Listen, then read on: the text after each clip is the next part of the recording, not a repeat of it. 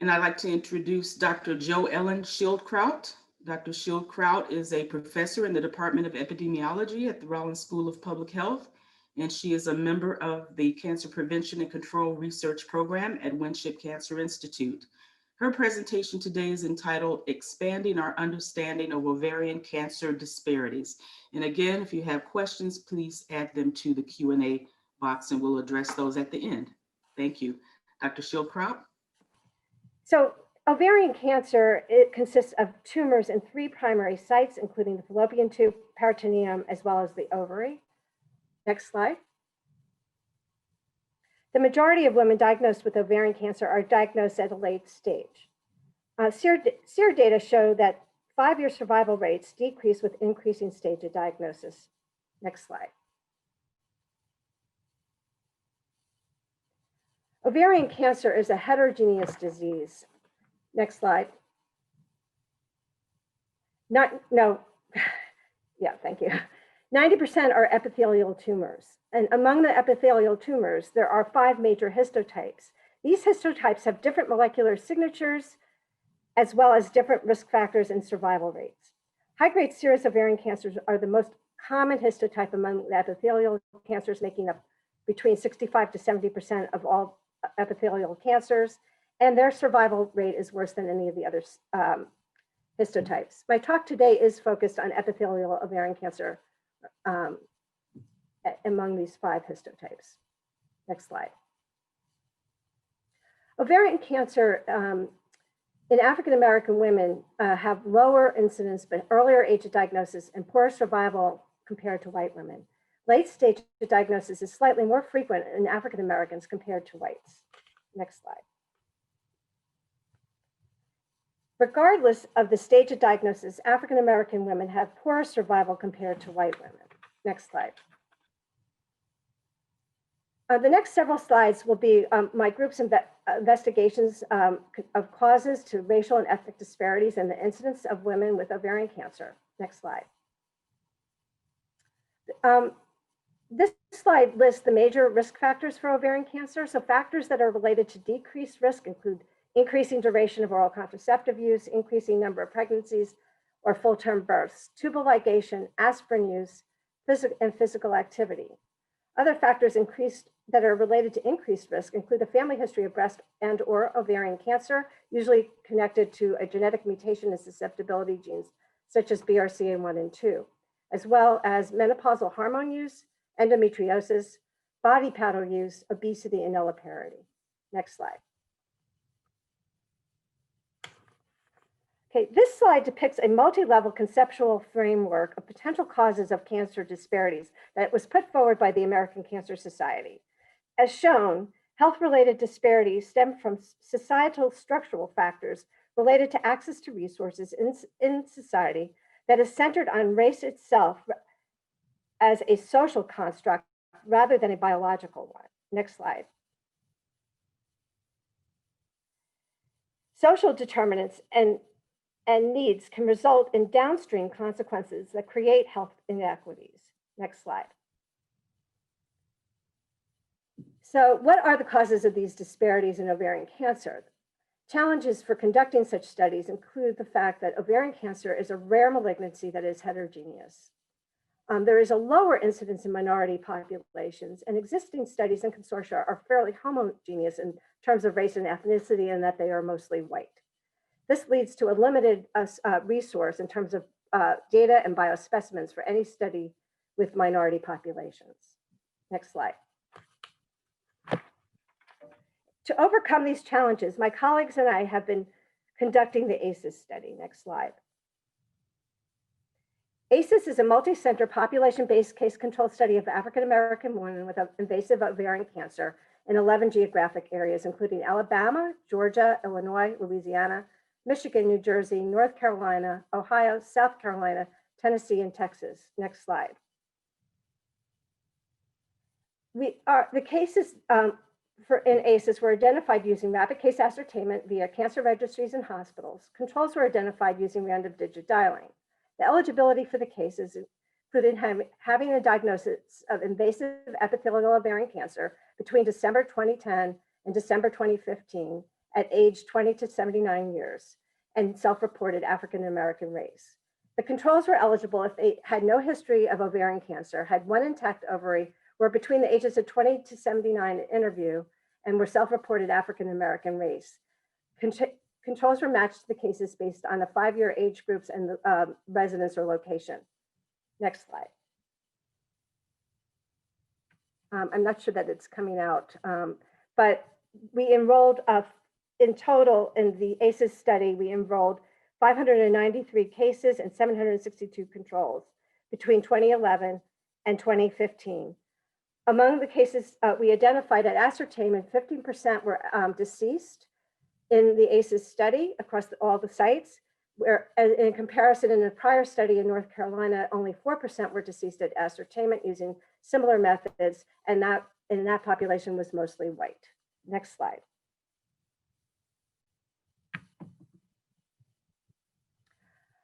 ACEs has been quite a productive team effort. We have published over 30 peer-reviewed papers.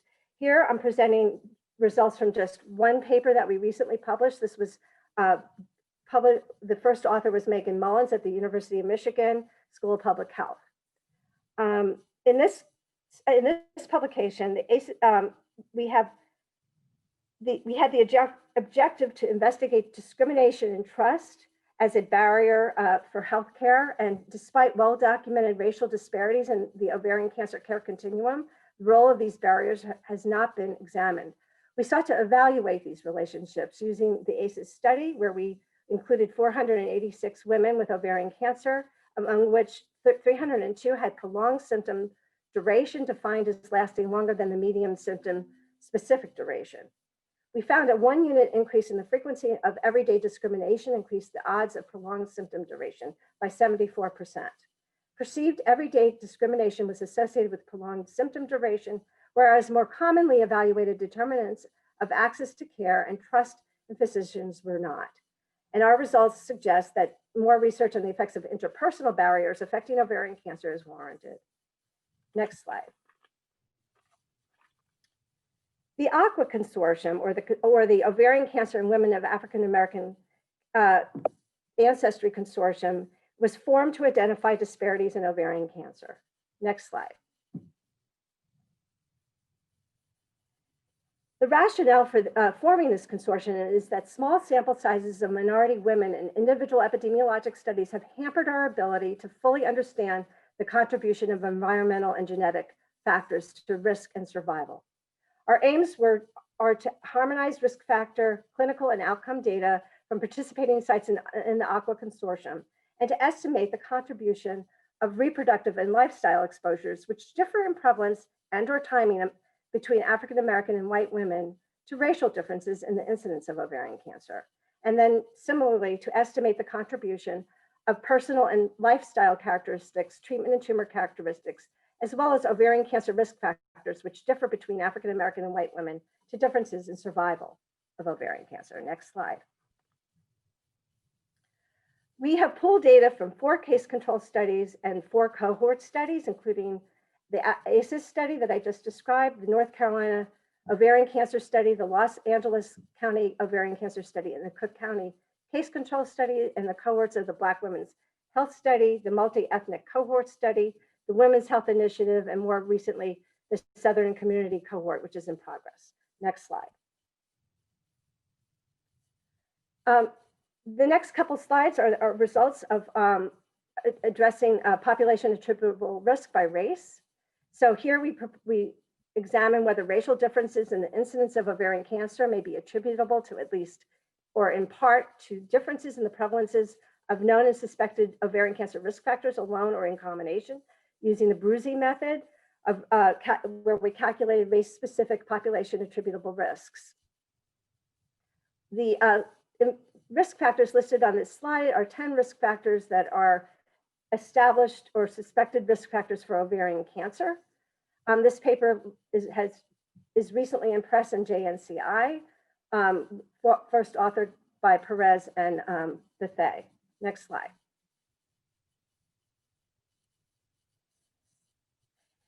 Oh, please go back, sorry.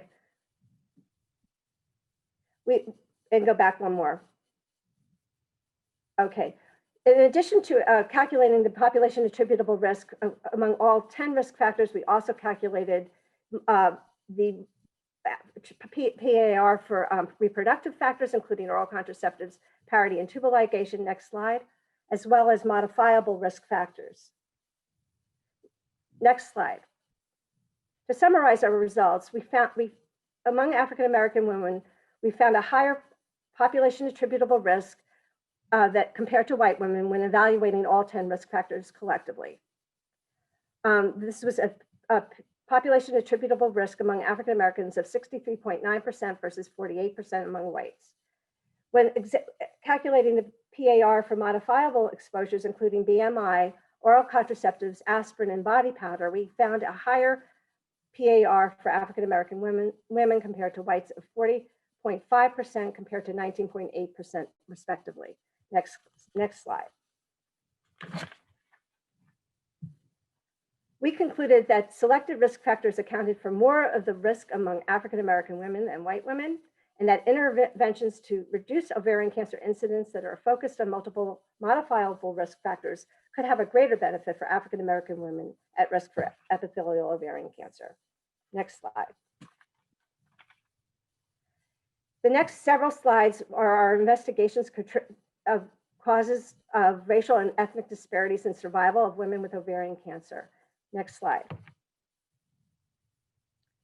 Here I present our preliminary results on the mediators of the relationship between race and ovarian cancer survival.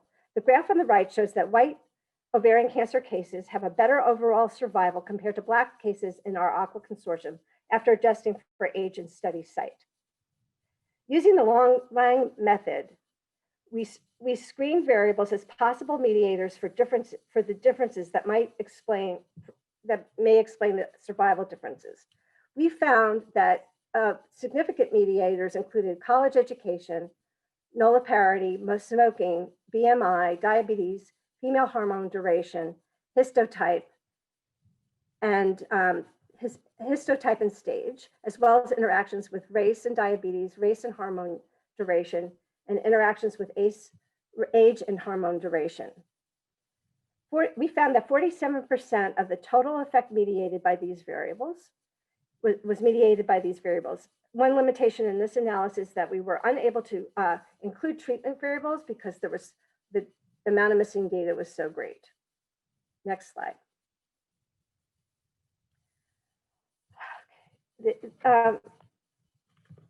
In the next few slides, I will present work from Dr. Lauren Perez, a former postdoc in my lab, who is now at the Moffitt Cancer Center. She's investigating tumor immune biomarkers as possible factors that may explain the survival differences in Black and white women with ovarian cancer. In this small study, she used 242 matched African American white women with high-grade serous ovarian tumors. Next slide.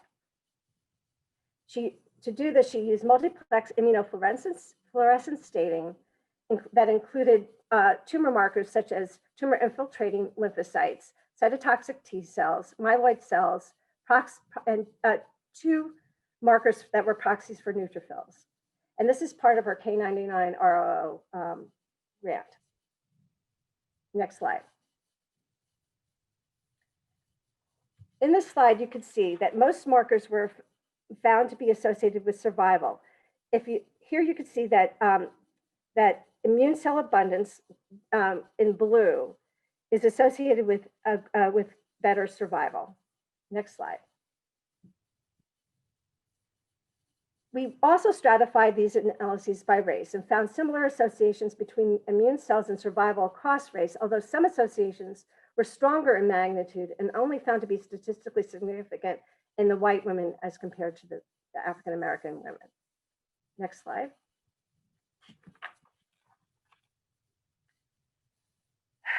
We were lucky and recently were funded to continue with our ACEs study and just received new funding from the NCI. Here we plan to look at epithelial ovarian cancer in African American women in terms of survival rather than risk, which was our first ACEs study. And so we plan to incorporate novel methodology integrating multi-level factors and inflammation-related markers to identify risk factors for factors that are related to survival among African American women. Next slide. Again, our goal is to extend our observations of important risk factor associations among African American women to evaluate the impact on survival. We plan to enroll 350 additional African American cases with ovarian cancer. And next slide.